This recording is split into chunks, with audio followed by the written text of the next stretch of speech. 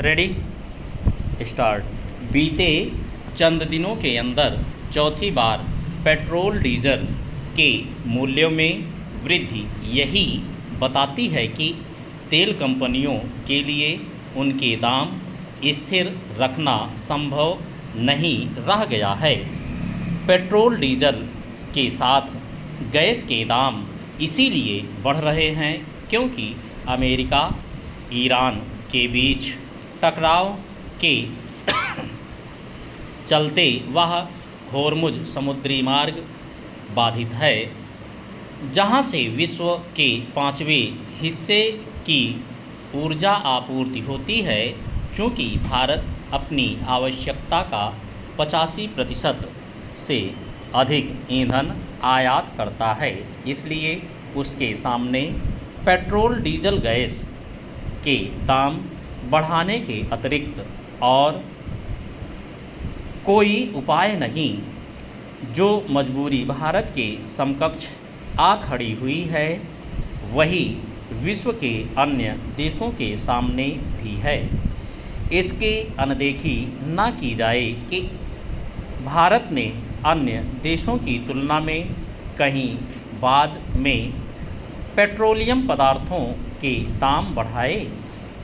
Petrol diesel और gas के बढ़ते दामों के बीच वित्त मंत्री निर्मला सीतारमण ने जिस तरह यह कहा कि तेल उर्वरकों और विदेशी मुद्रा पर कड़ी निगाह रखने की ज़रूरत है, उसकी पूर्ति तो सरकार को स्वयं ही करनी होगी। आम जनता इतना अवश्य कर सकती है और उसे करना भी चाहिए कि किफ़ायत बरतने के उन उपायों पर ध्यान दे जो सरकार और विशेष रूप से प्रधानमंत्री की ओर से सुझाए गए हैं। लोगों को यथासंभव इसके प्रति सतर्क रहना चाहिए कि उनके क्रियाकलापों से विदेशी मुद्रा पर बोझ ना बढ़े।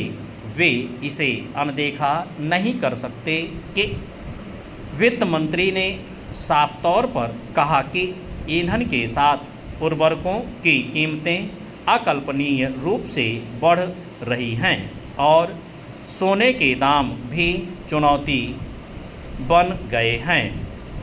इसका अर्थ है कि आने वाले दिन और अधिक चुनौतीपूर्ण हो सकते हैं। यह वित्त मंत्री के इस कथन से और भी स्पष्ट होता है कि पश्चिम एशिया संकट का असर जियोपॉलिटिक्स से कहीं आगे तक जाता है और कारोबारियों एवं आम लोगों के लिए इसका मतलब हो सकता है ईंधन की ज़्यादा कीमत, कार्गो में देरी, शिपिंग का महंगा होना, इनपुट की अधिक लागत और निर्यात ऑर्डर में अनिश्चितता। उन्होंने यह भी कहा कि जरा सोचिए, जब ये सभी चीज़ें एक साथ सामने आ जाएं तो क्या होगा।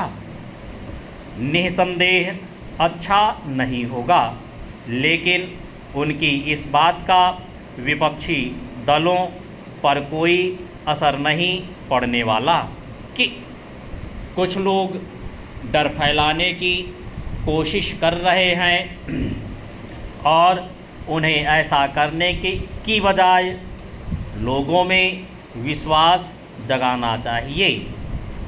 जब विपक्षी नेता पहले से ही यह माहौल बना रहे हैं कि जानबूझकर महंगाई बढ़ाने वाले काम किए जा रहे हैं, तब यह जिम्मेदारी सरकार की ही है कि वह लोगों को वस्तु स्थिति से अवगत कराए और उनमें यह भरोसा पैदा करे कि तमाम बाहरी चुनौतियों के बावजूद भारतीय अर्थव्यवस्था मजबूत है।